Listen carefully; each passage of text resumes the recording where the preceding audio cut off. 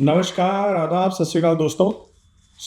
आज हम डिस्कस करेंगे जो कि ईरान में रेवोल्यूशन चल रहा है और उसमें आयतोला अली खामेनी को डिथ्रोन या फिर सुप्रीम लीडर से हटाने का पूरा जो सिविल वॉर, सिविल अनरेस्ट चल रहा है उसके ऊपर पूरा डिस्कशन करेंगे। और हम ये भी बात करेंगे कि ये जो आयतोला अली खमीनी है ये कैसे बने सुप्रीम लीडर। जो ये इनकी डायनेस्टी है, खोमेनी डायनेस्टी, इससे पहले रूहुल्लाह खमीनी थे और कैसे ये इंपीरियल स्टेट ऑफ ईरान से इस्लामिक स्टेट ऑफ ईरान बना। तो चलिए शुरू करते हैं। इसकी शुरुआत होती है 1979 में जब ईरानियन रेवोल्यूशन हुआ और पहलवी डायनेस्टी जो थी वहाँ पे उसको हटा के, उसको डीथ्रोन करके, मोनार्की को ख़त्म करके रूहुल्लाह खोमेनी जो कि एक क्लरिक थे वो आते हैं पावर में और बनता है imperial state of Iran to Islamic state of Iran. मैं आपको ना एक इसकी जस्ट दे देता हूँ, प्रीफेस समझाता हूँ क्योंकि ये जो वीडियो है थोड़ी लंबी होने वाली। तो क्या होता है 1953 में CIA जो कि अमेरिकन इंटेलिजेंस एजेंसी है और MI6 जो कि इंटेलिजेंस एजेंसी है वो एक कूप करते हैं। ठीक है, मतलब वो साजिश रचते हैं ईरान के करंट प्राइम मिनिस्टर के अगेंस्ट जो कि जिनका नाम था मोहम्मद मोसादेक। ठीक है, उनके अगेंस्ट पे कूप करते हैं और उनको डिथ्रोन कर देते हैं। अब जो मोहम्मद मोसादेक थे ना, उन्होंने सबसे बड़ा काम क्या किया था, जो वहाँ की ऑयल रिफाइनरी थी ना, एंग्लो पर्शियन ऑयल रिफाइनरी, ठीक है, उसको पहले क्या होता था, उसका सारा तेल, उसके सारे प्रॉफिट जाते थे यूके को जाते थे, तो वो सारा उन्होंने नेशनलाइज कराई थी। अब इससे क्या था कि यूके जो था ना बहुत ज़्यादा बिका पड़ा था, बहुत बुरा हाल था उसका यूके का। तो यूके ने पूरा कूप रचाया ये US के साथ मिलके, ठीक है, और मोहम्मद मोसादेक को डिथ्रोन कराया। और वहाँ पे फिर आए मोहम्मद रेजा पहलवी, ठीक है, जिसके बाद शुरू हुई थी पहलवी डायनेस्टी की शुरुआत। और इसमें क्या हुआ कि वो चला, उनकी डायनेस्टी शुरू हो गई 1953 में मोहम्मद रेजा पहलवी। फिर 1963 में क्या हुआ, जो मोहम्मद रेजा पहलवी थे उन्होंने वाइट रेवोल्यूशन शुरू किया। अब वाइट रेवोल्यूशन में क्या हुआ, जो top to down modernisation, land reform, ठीक है, वो सारे शुरू किए। और इसमें क्या हुआ कि जो था ना, क्लर्की कहते हैं, क्लर्की बेसिकली जो sect of group of religious leaders होते हैं शरिया लॉ के अंदर, उन लोगों की इमर्ज आए और वो वोकल क्रिटिक बने शाह के अगेंस्ट पे, ठीक है, जो कि मोहम्मद रजा पहलवी थे, मोहम्मद शाह, उनके अगेंस्ट पे वोकल क्रिटिक बने। ठीक है, फिर इसके चक्कर में क्या हुआ कि तो उसमें जो खोमेनी थे, ठीक है, रूहुल्लाह खोमेनी, उनको एग्जाइल में भी भेज दिया 1964 में। क्या हुआ फिर उसके बाद, लेकिन ये जो थी ना टेंशन चलती रही खोमेनी और पहलवी के बीच में। अब क्या होता है कि 1978 में सिनेमा रेक्स का कि एक जो वहाँ पे सिनेमा था उसमें इस्लामिक मिलिटेंट्स ने आग लगा दी और 400 लोग ना जो वहाँ पे मर गए। ठीक है, लेकिन ये कहा जा रहा था कि ये जो है शाह है, इनके अगेंस्ट पे इस्लामिक मिलिटेंट्स ने आग लगा के वहाँ पे पूरा वो सिनेमा जला दिया और 400 लोग मर गए। ठीक है, लेकिन फिर एंड में ये भी हुआ था कि ये जो थी, ये शाह की चाल थी, ये जो उनकी खुफिया एजेंसी है सवक, ठीक है, जैसे CIA है, जैसे MI6 है, ये उन्होंने ही करवाया था। ठीक है, तो फिर इसके बाद क्या हुआ कि ओवरऑल 1978 में पूरा ये रेवोल्यूशन शुरू हो गया और उसके बाद जो 1978 आगे का ईयर जो था ना पूरा पैरालाइज्ड किया, उसमें ज़्यादा कुछ हुआ नहीं। अब क्या होता है कि 1979 में मोहम्मद रजा पहलवी चले जाते हैं एग्जाइल में, ठीक है, और वो बना के जाते हैं जो ईरान रीजेंसी काउंसिल में शाहपुर बख्तियार करके थे, उनको वो इंचार्ज बना के जाते हैं। अब क्या होता है 1 फरवरी 1979 को खोमेनी वापस आते हैं जो कि एग्जाइल में चले गए थे 1964 में, और वो आते हैं गवर्नमेंट के इनविटेशन पे, ठीक है, और कई सारे लोग उनको, लाखों लोग जो है तेहरान एयरपोर्ट पे ग्रीट करते हैं। 11 फरवरी को क्या होता है, सारी जो मोनार्की थी वो ख़त्म हो जाती है और खोमेनी जो है वो रूहुल्लाह खोमेनी वो लीडरशिप रिज्यूम कर देते हैं और जो उनके ट्रूप्स थे, जो गुरिल्ला वॉरफेयर वाले ट्रूप्स थे, वो सारे पहलवी के जो लॉयर्स थे और जो उनके कॉम्बैटिव थे, उनको ख़त्म करते हैं। फिर 1979 में इस्लामिक रिपब्लिक रेफरेंडम रखा जाता है, जो कि 98% के साथ जीतता है और इंपीरियल रिपब्लिक ऑफ ईरान से बनता है इस्लामिक रिपब्लिक ऑफ ईरान। ठीक है, और खोमेनी बन जाते हैं प्राइम सुप्रीम लीडर ईरान के। अब बात करते हैं कि ये जो रेवोल्यूशन था जिसमें कि खोमेनी, रुहुल्लाह खोमेनी पावर में आए थे, वो हुआ क्यों? एक्चुअली ये माना जाता था जो शाह की जो रिजीम थी, वो रिजीम वेस्टर्न कल्चर और वेस्टर्न कंट्री से इन्फ्लुएंस थी। मेनली वो इन्फ्लुएंस थी अमेरिकन से और यूनाइटेड किंगडम से।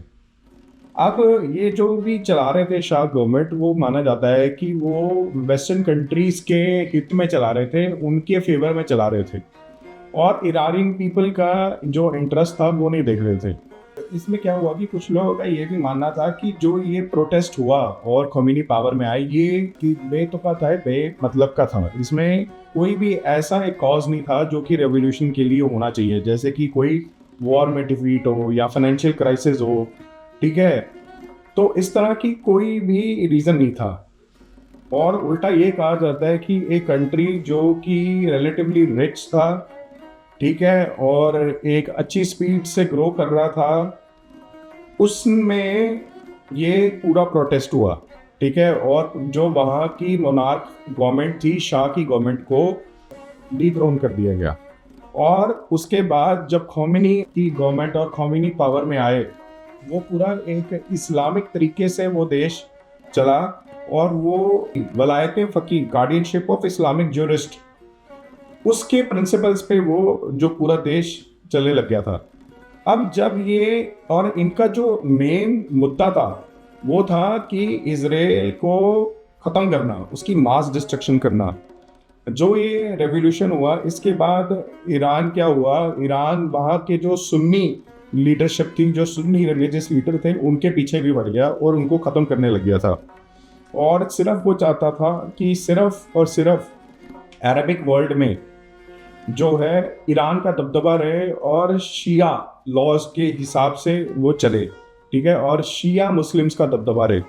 तो ये पूरा जो है रेवोल्यूशन था, इसमें खोमेनी ने दो मेन एजेंडा थे। एक तो सुन्नियों को ख़त्म करना, ठीक है, शिया तरीके से देश को चलाना और शिया मुस्लिम्स को बढ़ावा देना, इजराइल को ख़त्म करना, डिस्ट्रक्ट करना, और जो है यूके और यूएस के खिलाफ जाना, उसके अगेंस्ट जाके एक इस्लामिक कंट्री खड़ा करना। तो ये इनका पूरा मुद्दा था।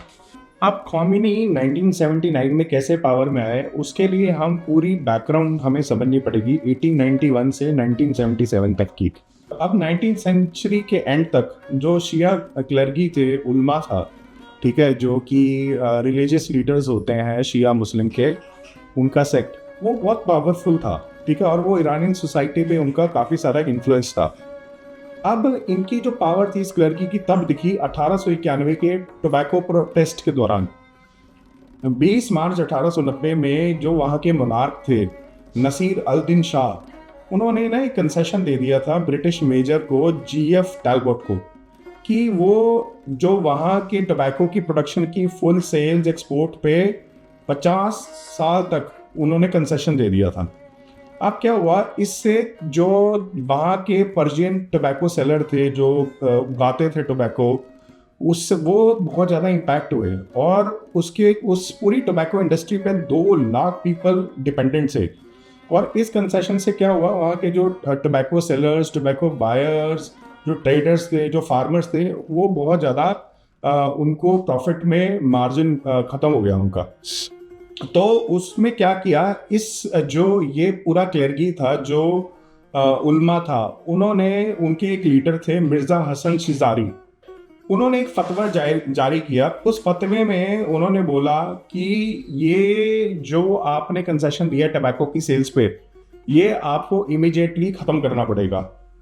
तो 2 साल के अंदर नसीर अल दिन शाह ने अपने आप को पावरलेस पाया, और मूवमेंट बहुत स्ट्रांग हो गया और उनको सारा जो कंसेशन उन्होंने टोबैको पे दिया था वो वापस लेना पड़ा। ये फर्स्ट सिग्निफिकेंट जो रेवोल्यूशन था against the monarch, against the Shah.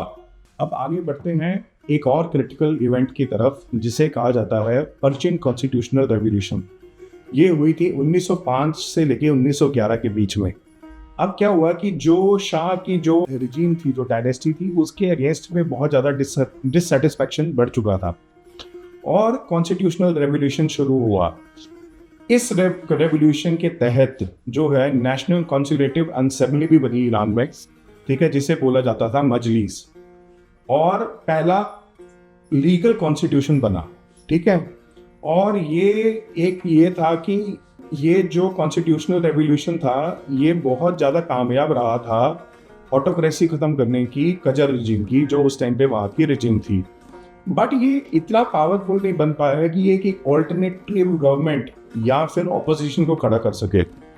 और इस वजह से क्या हुआ कि अगले कई सालों तक जो कजर रिजीम आगे चलती रही और जो खोमेनीस और पर्शिया के जो शाह थे उनके साथ में मुठभेड़ इन दोनों सेक्ट्स की चलती रही। एक साइड पे पर्शिया के शाह थे और एक साइड पे खोमेनी थे।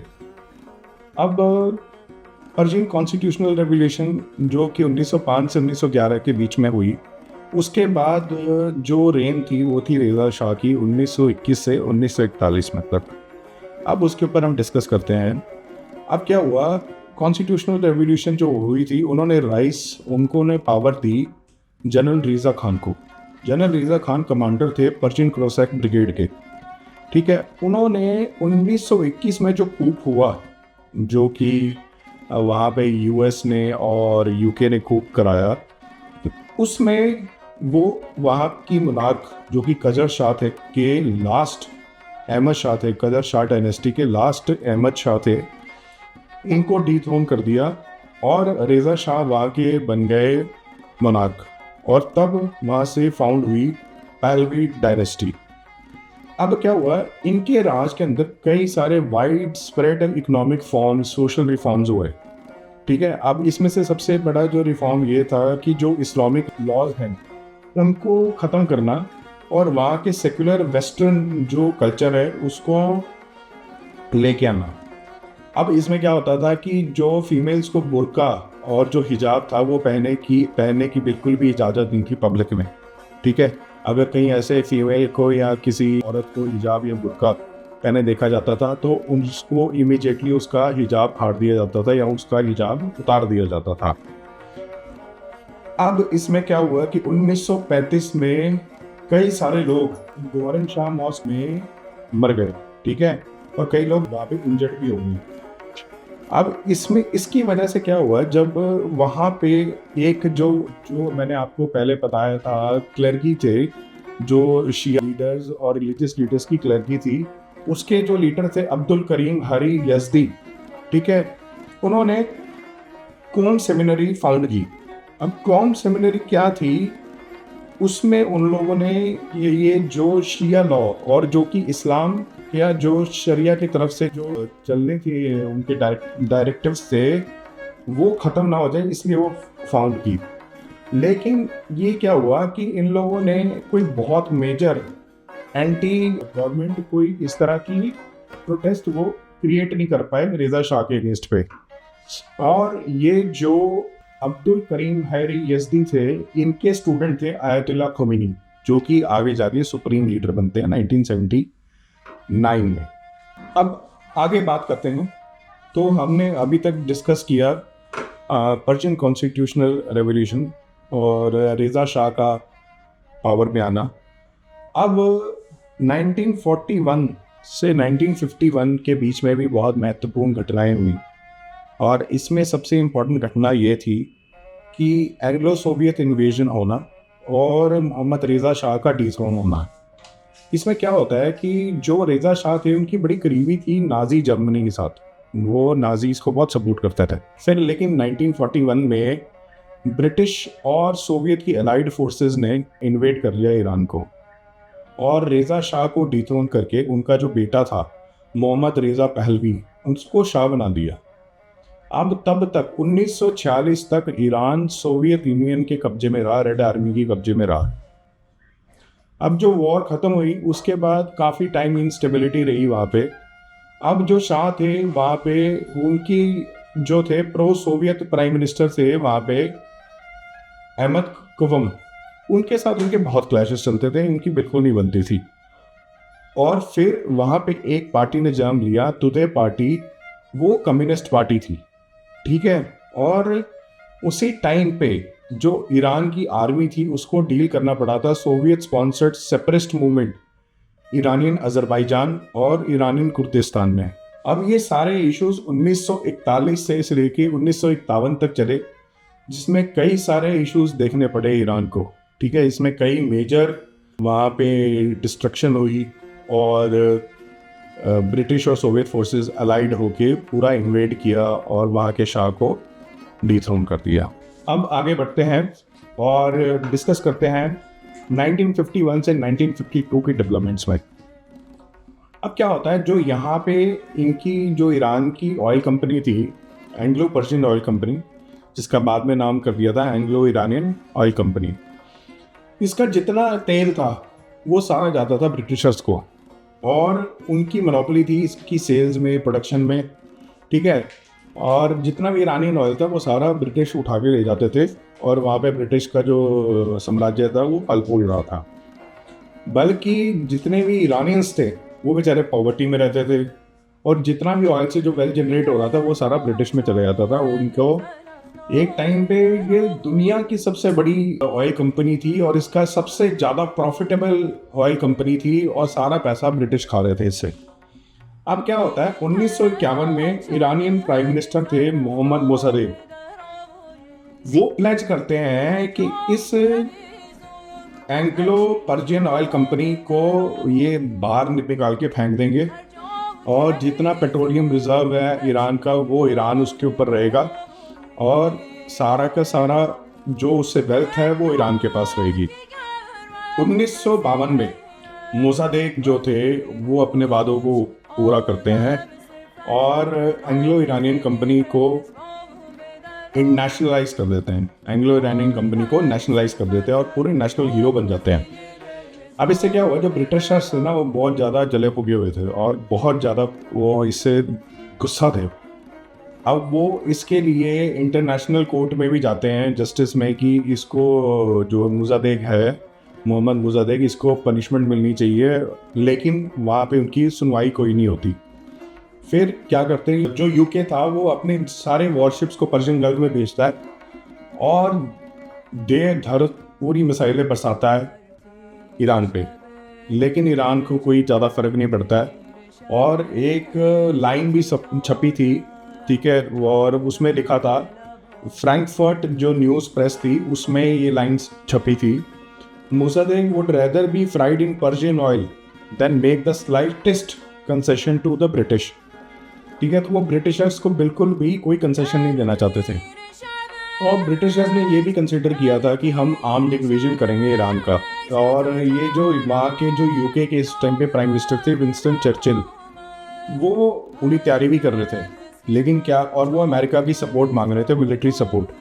लेकिन अमेरिकन के जो प्राइम प्रेसिडेंट थे वहाँ पे, जो अमेरिका के प्रेसिडेंट थे वो थे हैरी एस ट्रूमैन, वो सिंपथाइजर थे नेशनलिस्ट मूवमेंट के, ठीक है। वो जो मोसादेक ने जो मूवमेंट करी थी उस तरह के वो मूवमेंट्स के सिंपथाइजर थे, और वो बिल्कुल खिलाफ थे ओल्ड स्टाइल इंपीरियलिस्ट रूल के, जैसे कि यूके करता था दुनिया भर में अपने देशों को, छोटे देशों को कॉलोनीज बना के। तो क्या हुआ कि इसमें फिर चर्चिल को पीछे हटना पड़ा, और चर्चिल ने फिर सोचा कि हम एक कूप ही करेंगे और कूप करके ही मोसादेक को गद्दी से हटाएंगे। नवंबर 1952 में अमेरिका में इलेक्शन हुए, तो वहाँ पे इलेक्शन में जो यूएस प्रेसिडेंट बनते हैं वो बनते हैं ड्वाइट डी आइजनहोवर। अब जो ड्वाइट डी आइजनहोवर थे वो ये कहते हैं कि कोई भी कंट्री जो अलाइंड नहीं है यूएस के इंटरेस्ट के साथ, it is the enemy of United states, ठीक है।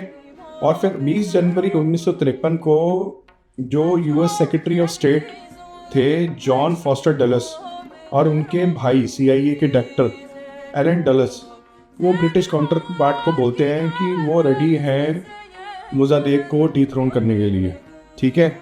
और ये इसलिए वो करना चाह रहे थे क्योंकि वो जो मोज़ादेक था वो पूरा नेशनलिस्ट था और वो अपने देश को आगे बढ़ा रहा था। और उधर से उनको ये खतरा था कि जो ईरान है उसका बहुत लंबा बॉर्डर है सोवियत यूनियन के साथ और वहाँ का प्राइम मिनिस्टर नेशनलिस्ट है, ठीक है, और ढेर सारा तेल है, तो ये लोग अमीर बन जाएंगे और ये सेकंड चाइना बन जाएंगे। सेकंड चाइना जो कि एक डिक्टेटर कंट्री है और काफ़ी इन्फ्लुएंस्ड और रिच कंट्री है। तो उस पूरी चीज़ को ख़त्म करने के लिए यूनाइटेड स्टेट्स ने ईरान में जो मोज़ादेक था उसको डिथ्रोन किया और वो एक लास्ट डेमोक्रेसी थी ईरान की, एक डेमोक्रेटिक गवर्नमेंट, एक नेशनलिस्ट गवर्नमेंट जो ईरान को बहुत ऊपर तक लेके जाती। अब 15 अगस्त 1953 में कूप प्लान होता है मोज़ादेक के अगेंस्ट पे with the support of United states, United kingdom और जो वहाँ की पूरी शिया क्लेगरी थी उनकी सपोर्ट से। अब पहले कूप में तो शाह बच जाता है और वो चला जाता है इटली, लेकिन 19 अगस्त को दोबारा से फिर से कूप किया जाता है और शाह को हाउस अरेस्ट में पुट कर दिया जाता है और वहाँ के जो लेफ्टिनेंट जनरल थे फाजिलुल्लाह ज़ाइदी उनको नया प्राइम मिनिस्टर बना दिया जाता है, शाह उनको बना देता है, ठीक है। अब इस सारे कूप में दोबारा पावर मिलती है मोहम्मद रज़ा पहलवी को, ठीक है, और वो एब्सोल्यूट मोनार्क बन जाते हैं और पूरा यूनाइटेड स्टेट का इन्फ्लुएंस हो जाता है ईरान के ऊपर दोबारा। और अमेरिकन फर्म्स 40% प्रॉफिट कंट्रोल करती है ईरान के तेल की प्रोडक्शन से, ठीक है। और इससे क्या होता है कि अमेरिका को बहुत हेल्प मिलती है, ईरान एक्ट करता है as a counterweight to Soviet Union. नहीं तो अगर पहले आप रहता वहाँ पे, ठीक है, अगर मोज़ादेक रहते तो ईरान इन्फ्लुएंस में रहता सोवियत यूनियन के और आने वाले टाइम में वो डिक्टेटर कंट्री बन जाता। लेकिन अब ईरान जो इन्फ्लुएंस में था अमेरिका के इन्फ्लुएंस में था और सोवियत यूनियन को काउंटर वेट करने के लिए वहाँ पे एक बफर स्टेट क्रिएट कर हो गई थी। और फिर वहाँ के जो शाह थे वो क्रिएट करते हैं सबक same as that of CIA, ठीक है। वहाँ पे एक सबक जो है पुलिस फोर्स खड़ी की जाती है same as that of CIA। और बाय लेट 1970s जो वहाँ पे मोहम्मद रज़ा शाह पहलवी है उनके अगेंस्ट पे जो रिप्रेशन चल रहे थे वो ब्रेकिंग पॉइंट पे पहुँच जाते हैं। और अब आगे आने वाले टाइम में आगे आने वाले जो मैं आपको दिखाऊंगा उसमें देखेंगे कैसे आयतुल्लाह खमीनी बनते हैं सुप्रीम लीडर ईरान के। जय हिंद, जय भारत।